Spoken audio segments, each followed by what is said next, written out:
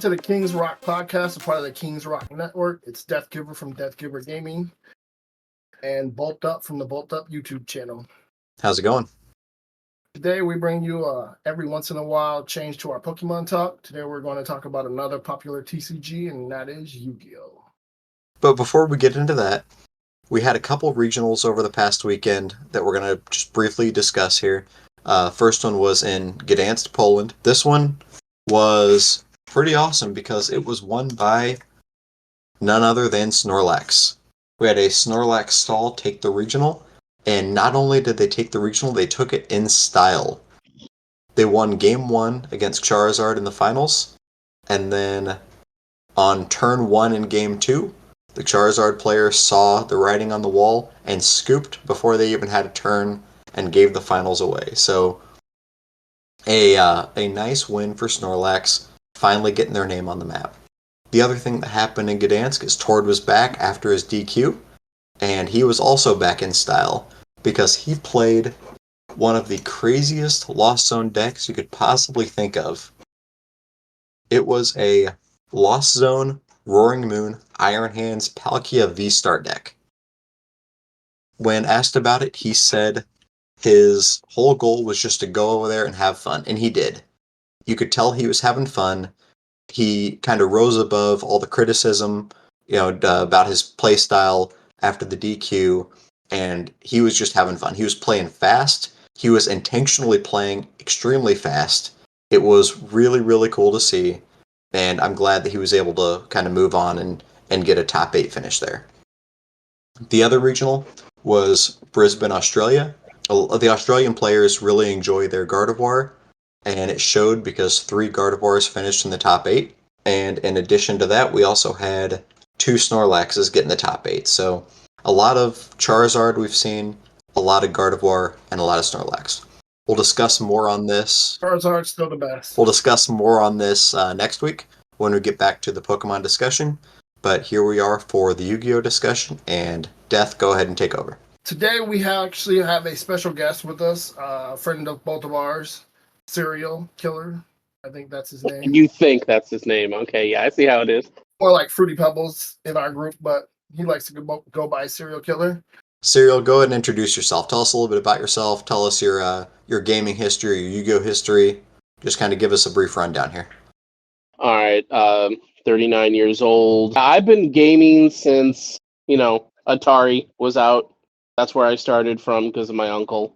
I've played Nintendo, Super Nintendo, Sega, Xbox, all the way up. Met Death when wasn't Halo, but was it Halo? Was that where we? Yeah, Halo, and Tenkaichi. Was the? Tenkaichi 3. Those were like some 1 to 2 a.m. bouts of Goku versus Vegeta, over and over and over and over. Dude, that was like 2 to 5 a.m. Yeah. We were staying up. I was leaving the apartment and going to work. Yep, I remember those days. Yeah, as far as Yu-Gi-Oh goes, it was a lark how I got into that. I think Death was the one that said something about it, and I was just like, well, I love the movie, the TV shows and the movies. If it's almost similar to that, sure, why not? And it was a lot of fun.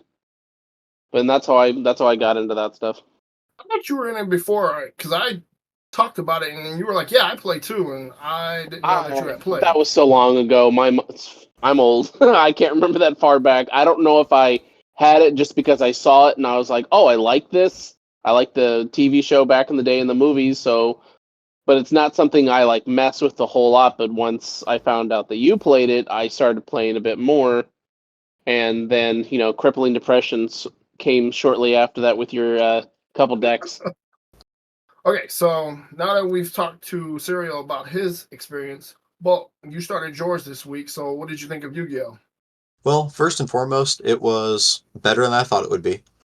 I have a hard time getting into new games when I am playing something else because when I play something, I want to be great at it, and so I feel like I have to devote a lot of time to it. And when I'm already playing something else, I don't necessarily want to pull time away from that to move on to something else. So when it came to this, I did play a lot less Pokemon this week, but I felt like it was for a good cause, and ultimately it was better than I expected.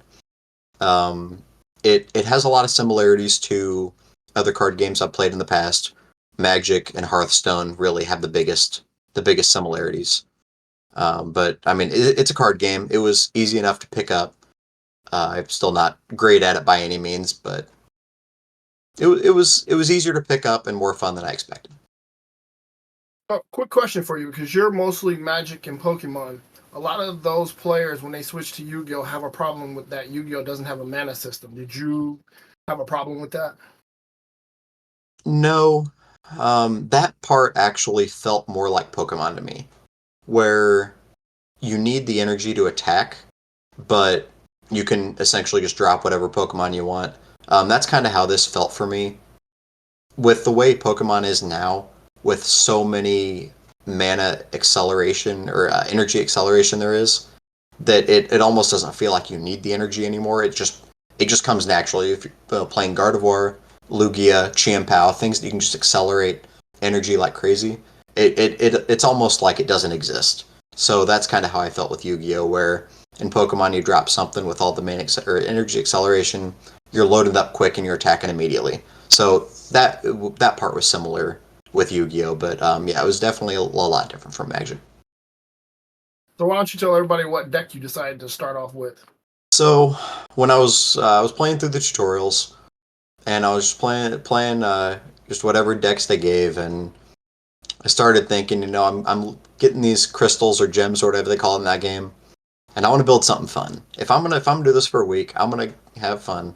And so I thought back to the 1.5 seasons of Yu-Gi-Oh that I watched as a kid, and there was nothing better than the Toon deck. So I built Pegasus's Toon deck. And I say his Toon deck. Nah, not really, but I just Googled around and found, what some of the best key Toon cards there were. Just tried to build something that worked together, and I will say it was fun. It was a blast, especially the first game playing against Death, where I got the Toon Kingdom on turn one, played it face down because he had no idea what I was playing, and then having that reveal and just the reaction of, oh, he's playing tunes. That's where it was at. So I had a blast playing tunes. It was fun. Just and really it was just bringing me back to as a kid watching the show and just kind of bringing back memories of What that. deck was Death running? Dark Magician. Yeah, Dark Magician, which is much better than my tune deck. I got one win I think against seeing all the matches we played. Yeah, you got one. Yeah, just be glad you didn't play the game before Duel Masters. He is not allowed to play two decks. If he talks me back into playing, and we go to that game, I was like, no, there are two decks. If I see them, I'm done. They wouldn't be as strong in Master Duel anyway. They nerfed pendulum summonings. You now have to have special conditions to be able to summon. Once they hit the graveyard, they're harder to get back. So the deck that I used to run in Legacy of the Duelist, that deck is no longer going to be anywhere near as good as it was. I will say I did feel like, was his name Joey in the Yep. show? The Joey friend? Wheeler. Yes. I felt like him when I was playing this deck against Death, because if you remember back early, it might have been the pilot episode where he kept losing, and Yugi looked at him. He was like, "Dude, you need spells. You can't just have strong monsters in there." That's how I felt because my deck was full of Toon monsters, and Death would get something on the field, and I couldn't get rid of it because all I had were Toon monsters. So I definitely felt like Joey in that pilot there, and Death was my Yugi.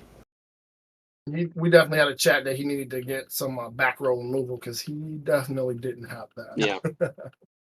Once my magician circle hit the field, I couldn't do anything. I never felt threatened. Yeah. Huh? Okay, so then, what do you think is the difference between Yu-Gi-Oh and Pokemon? Like the big difference that you take away from both games? From what I can tell right now, and this is just with limited Yu-Gi-Oh experience, it is game speed. It seems like Yu-Gi-Oh can ramp up very quickly, and it can also be very swingy. I mean, there were turns where I had, or games where I had turn one more than enough to knock out life points, and then the next turn they're all gone and you have twice as much out there. So I mean, it felt like it felt faster and it felt much more swingy than Pokemon. Um, Swingy how? what looks like an advantage for one player within one turn can completely flip around, and more so than it would in Pokemon. I think it's I feel like I don't know, the spell cards in Yu-Gi-Oh are feel much stronger than trainers in Pokemon do, or much stronger than spells in Magic. It feels like that's what wins the games. I've barely played anything of Masters Duel, so me and Death had this conversation because I favor Legacy Duels because I that's more of like the TV series and the movies. But Death was saying no, the graphics and everything are better. You just gotta get past the few shortcomings for when I started playing. I literally like played like one or two things and I'm like, nope, I don't like this. I like the other one. That's how everybody felt about the new Pokemon client too, when TCG Live came out and knocked out Pokemon Online, PTCG Online. Um, everybody hated the new client, still do for that matter. Hey, I love the new client. I played the old and I love the new one. I think it's a lot. Well, you also lot missed a more lot of the fun. bugs too when it first came out. Since you recently started playing, you didn't hit a lot of the bugs from Live. Yeah, you talked to me back in the Charizard era, but I missed what the Lugia era and the one before that, Lugia or was the was that the first first era? for Live. Oh, okay. But yeah, I didn't get back until Charizard. But yeah, I would agree with you. And the funny thing is that my deck is nowhere near as fast as decks I've seen. There's a lot of decks out there that can literally TKO you on its first turn. So, like you said, there's times where you'll look like you think you'll have a board that is completely like unstoppable, and your opponent plays a couple cards, a couple spells, a couple monster effects, and as you know, your board is fully wiped, and you're looking at an L. So, I definitely agree with that on the Yu-Gi-Oh aspect because I know with like Pokemon, um, which one of the video I just uploaded with Iron Valiant, I haven't had a comeback, but it took quite a few turns in order to get that comeback. It wasn't like it was just a one turn comeback. I had a friend in college that back when I played a lot of Magic and he was kind of getting into Magic, he was a big Yu-Gi-Oh player. And he described one deck that he had that he would play in tournaments that was the equivalent of three of the Rise of the Eldrazi Emrakruls in Magic, which Death, I don't know if you're familiar with that. It's a 15/15 that has protection from all colors, and when you cast it, you take an extra turn. So just with how powerful that is, he described his competitive Yu-Gi-Oh deck as the equivalent of getting three of those out on turn one. Now, I don't know anything, especially Yes. back then. I knew absolutely nothing about Yu-Gi-Oh outside of the TV show. But just imagining what that would be like in a game of Magic, I mean, it just echoes the fact that Yu-Gi-Oh is just really really fast. Well, Death seems to take forever with his. I still remember your wake me when you're done 20 moves on one turn bullshit. That is Lost Box Pokemon too, where those turns can be 20-minute turns with how Yeah. many actions they Oh have to yeah, take. I took small naps in between his And moves. Chien Pao.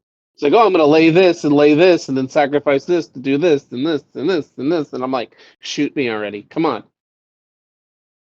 Both felt that against my Dark Magician deck. There was a lot of turns where I was sacrificing and bringing back and sacrificing, bringing back, and then eliminating his field. So he was definitely feeling the pain of my Dark Yeah, Magician deck a I lot. just like I'm going back to Legacy, but I remember my Dark Force was it Dark Force Mirror Dragon. Oh You yeah, had to have I hate that card. two cards and one. No, it was Mirror Force, and you had to have a certain dragon. So if you had one, you could easily play the other one, and it wipes everything. It doesn't matter what's on the field. It wipes everything, and I only been able to use that on him twice before he figured out how to deal with it. Yep. Stardust Dragon. All right, Serial. So, why did you enjoy playing Yu-Gi-Oh? Well, considering if I wasn't playing through the game to get more cards, or I mainly played you. I think I maybe have played one or two other random people, but for the most part it was just playing you, and it was fun up until you got decks that I couldn't beat, no matter what I did. And I'm like, it was a practice in just beating your head against a wall and say, "Thank you, sir. May I have another?" Every time. It got to the point to where Death wife would be like, "I haven't heard Serial in like 20 minutes. You might want to pick another game." I'd go radio silent. I wouldn't talk. I wouldn't mute him. I just didn't talk. And then when Oh, you should have been there for that. He was quiet for 20 minutes. You've never heard Serial be quiet. He was quiet for 20 minutes, like it was and then dead I silent. I pulled didn't up on even my notice. phone, "Hello Darkness, my own friend," and I played it and put it right next to the microphone, and he's just dying laughing. I'm like, "I'm done." And I'm like, if I believed in throwing things or punching walls, I'd do that, but no, I don't. I'm like, I'm done. I didn't play for like 2 weeks, I think. Bro, that was the last time you played. You haven't played since. So, you were saying earlier that you didn't like Master Duel as much as Legacy of the Duelist. It's been a while since I've seen it, but because I think I told you that they came out with a new one, and I downloaded it. I played like one or two things, and I'm like, nope, I don't like it. I don't like the look of it. It felt overly complicated. And no, I just didn't like it. And then I re-downloaded it and played it. I think we played a game or two, but no, I wasn't sold on it. This is a while ago, so maybe they made some updates and changed. Me and you have never played on Master Duel. I thought we had. No. Yeah. Nope, not at Old all. mine then. I keep trying to talk you back into it, but nope. We've not played. It's still sitting there at the bottom of my games, be like collecting dust and dying slowly. So we kind of already talked about it, but why did you eventually walk away from Yu-Gi-Oh? He's looking at you, Death. This is prime podcast. Yeah, you. Prime podcasting here. You know, where the visuals Yeah, are what's important. Mm-hmm. Yeah, You gotta that would use be your you. You should big boy words. Yeah, you, Death. You. Yeah, his two decks. Well, more specifically, Two decks. it was my That your Star Wars deck, and that deck was so good. what was the other one? It was a pendulum deck. I can't think of the name of it. I can't think of what the name of that I called that deck. But yeah, it was definitely, it was a pendulum deck. It was very good, very fast, very complicated too. It's freaking annoying. It's oh my god, I can't. What was that one stupid? Was it a unicorn? Oh yeah. You kept freaking pulling that thing, and it would just keep da da da da da da da da, and I'm like, just shoot me. So now that Bolt is into the Yu-Gi-Oh, would you consider coming back? I'd give it. I'd see if if they've changed the overlay of it and whatnot, and see if it's workable. Keep in mind, I never said I was going to keep playing. That's exactly what you said. I asked you earlier if you would keep playing, and you said yeah. Pokemon's his first love, and then it's Magic. Go back and probably. check the transcript here. No, I'll keep it. I'll keep it on the docket and play it every once in a while. But like Serial said, Pokemon's my first love right now. Okay, so now we're gonna switch to me. So my Yu-Gi-Oh experience, I started playing when I saw Duel Monsters for the first time on TV. I instantly fell in love with the magicians and the dragons and all that stuff. So I pretty much got to building decks at that point. So I started out in the Duel Monsters era, probably right before the Egyptian gods. Well, not right before. It was pretty ways before the Egyptian gods. You know, I thought when the Egyptian gods came out, they were the coolest thing ever. Which, by the way, Master Duel has dropped a new patch where they now have dual summons animations for all the gods and finishing moves for all the gods. So if you guys play Master Duel, check out those. But So I started out. I played a rock deck. Was my first deck. It was very defensive, which obviously in Yu-Gi-Oh defense is not really that good. So I switched to a water deck that ran a bunch of Mother Grizzlies, but I didn't too much care for the water deck. My favorite and the deck that I ended up going into tournaments with and winning a lot with, I had a lot of success with, was it was a fairy light warrior And you're deck. talking the card or the It game? was the game. Like it was an actual like the deck. It was built around fairies, light. It was a light deck that had fairies and warriors.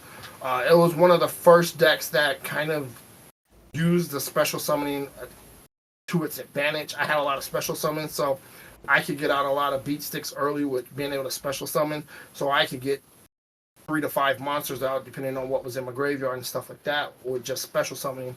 And then I kept tweaking that deck and having it grow and through the GX era because that was when fusion summoning came to be big with the elemental heroes and the destiny heroes and all that stuff. And then when Dark World came out, that was about the time when I had kind of walked away from Yu-Gi-Oh. That was when synchro summonings were coming out, and once synchros came out, and you had to have the weaker tuner monsters in your deck. I hated that because I'm like, why would I want these little weak monsters in my deck? Even though they combined with another monster made big powerful monsters, but the fact that I had to run 5 to 6 of them in my deck was just worthless. So I walked away from it at that point. I came back. I even stopped watching the show at that point. And then I came back about 5 years later. I picked back up and watched 5Ds again.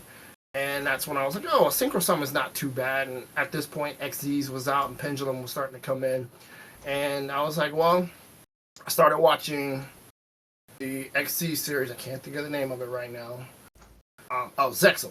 I started watching Zexal. And once I started watching Zexal and then moved into the Pendulum, I was like, well, you know what? I love Yu-Gi-Oh! I missed it, and I started playing again. And then that's when me and Cyril got to talking, and that's when me and him picked up Legacy of the Duelist. And when we started having like the fun with the Pendulum decks, I had a Jinzo Horus deck that I ran that he didn't too much care for either. My Star Wars deck that he hated. But yeah, it was pretty fun playing that. It had definitely coming back to the game at that point. The power creep in the game was ridiculous because when I left, Synchros was just getting started, and at that point the abilities were strong. Well, they were overpowered back then, but like the new stuff that was coming out at that point was just ridiculous. Special summoning was kind of a niche at when I left. When I came back, it was if you didn't special summon, you weren't winning. Summoning, normal summons had pretty much been removed. Traps had pretty much been removed. Whereas like Magic Cylinder and Mirror Force were very popular back in when I was playing. That completely had been removed. Obviously, the Forbidden List had come out, so no longer could play Pot of Greed, Monster Reborn, Regeki. Even though I think those were banned even when I was still playing, because I know I had to run Lightning Vortex instead of. So when you say removed, do you mean like not available or not good anymore because of power creep or one thing or another? Or made illegal in tournaments? Traps got removed because of power creep. Power creep pretty much traps are too slow because with traps you had to set them on your turn and then hope they survive long enough for you to be able to activate it on your opponent's turn or activate it on your turn whenever you needed to do it. And as you can tell, both when we were playing, there's a lot of times where I was playing just as much on your turn as Right. you were playing on your turn. So if you set a trap, you set a trap, it's pretty much just dead meat. I'm gonna go after it because I know if I take it out on your turn, you can't activate it to stop me, and I don't have to worry about it. So it made You did a lot at the end of my turn. yeah. So it made it a lot to where traps kind of got power crept out because magic cards were just spell cards, not magic cards. Spell cards were just so powerful that traps were just, and back row removal was just so powerful that traps were pretty much removed. Normal summons was removed, or normal tribute summons were removed because to get 2 monsters out on the field on your one turn, or to have one turn where you normal summon, your next turn you normal summon, and then your third turn you tribute summon to get that out, to get out a bigger monster. Well, that was too slow now in this day and age, where now you can get out a big monster. As Bolt knows with his Toon deck, he was able to get out Toon Buster Blader, 3 of them in one turn, Dark Magician in one turn, and Red Eyes in one turn. So I'm looking at 5 monsters in one turn. That's 2,400 attack plus. So They can attack directly. that can attack directly. So if I don't have anything, it's lucky that was his first turn where he couldn't attack me. But I mean, if I didn't have anything to be able to stop that, I mean, that duel's over in one turn. So the game has definitely changed. It was definitely slower when I started and when I left compared to what it is now. Even now, like for me, I still have to get back into the game to learn things because now they have link summoning, and I barely know anything about link summoning. I know that you can use one monster to summon a link 1 monster, and then you can use that link 1 monster and another monster to do link 2 and kind of link up and get progressively stronger with the monsters. And the higher the link, the higher the power, the higher the abilities that you'd be able to even pendulum summon. So there's still a lot that I have to even learn from this game, coming back to it from even just the pendulum age. But it has been fun. Alright, so what is everybody's favorite Yu-Gi-Oh monster? I know mine is Dark Magician. Close second is Blue Eyes White Dragon, and then my close third is Slifer the Sky Dragon. Someone wants a pet dragon. For me, it is no doubt the Blue Eyes Toon Dragon. The whole Toon thing on the TV show is my favorite group of episodes. And when Pegasus was able to pull the Blue Eyes from Kaiba's discard pile and turn it into a Toon was just awesome. I remember watching that as a kid. It was the coolest thing ever. Kaiba was just offended that he had turned his favorite card into a Toon, and just Blue Eyes Toon Dragon became my favorite monster. And I actually ended up having to cut it from my Toon deck because it's not really that good, but it is without question my favorite monster. What about you, Serial? Me and you share your first 2 that you said. Me and you shared. I liked Yu-Gi-Oh, but Yugi, in my always had an unfair advantage because it was him plus the Pharaoh, and I'm like, so I Do we talk about how he yeah, perpetually that's pretty much cheated cheating. because he had the power of the Pharaoh being able to top deck any card that he needed whenever he needed it? You're not wrong. That's not Yeah, cheating, that's that's skill. Well, one on your shoulder. everybody gets mad at Pegasus for cheating because of Millennium Puzzle. his Yeah, Millennium Eye being able to read Millennium Eye. minds, but Yugi had probably a better Kaiba power. didn't use anything. He was just I like. That's why he was the best. That's what I guess. So let's all admit that Kaiba was the Absolutely, best duelist. without question. Yugi stunk. The Pharaoh did all the Who work. was the other really good duelist? Blonde hair, long. He had the Millennium Necklace. Bakura? Yeah, Oh, you're talking about Bakura? I only remember him doing one duel, and all he did was send yeah. people to Shadow That's Realm. all that Millennium item did. I'm like, it didn't give him any extra. Well, yeah, but he wasn't a good duelist. He just sent people to Shadow Realm. He lost a lot. Nah, he wasn't that good.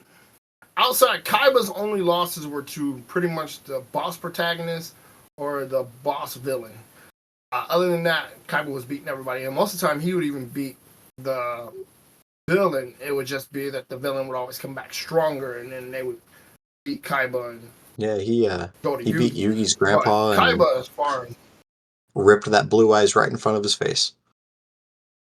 But Kaiba always won. I mean, he didn't have any gimmicks that he won with, unless you want to say that because he was rich, he had the best cards. But outside of that, he didn't have like the Millennium Puzzle and the Heart of the Cards draw that God draw that Yugi had.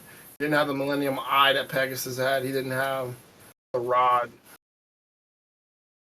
So I will admit definitely that Kaiba was the best duelist, even though Yugi was my favorite. So are you sticking with the Toon deck, Bolt, or are you going to move on to a different deck? I mean, Toon Deck's got to be my favorite one. I'm not playing this competitively, so I'm gonna have some fun with it.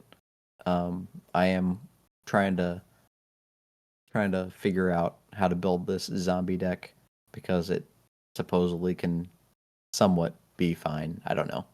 I'm gonna play what's fun because I'm not going to tournaments. I'm not playing it competitively. This is gonna be a game where I just play for fun. That's how you should play it. Because trying to be too much into it is just going to aggravate you. Because especially if you can't get the deck built the way you want to, or it stalls too much from not being the way you need it to be, or however, it can be annoying real fast. All right, thanks everybody for joining us for the 5th episode of the Kings Rock podcast. Thank you, Serial, for joining us. Appreciate the insight into Yu-Gi-Oh.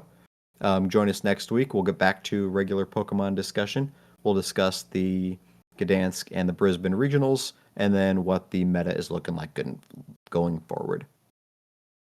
Any last closing thoughts from either of you? Yes, Charizard's still the best. Still going to win against Bolt this weekend. And see you guys later. All right, thanks. Have a great evening.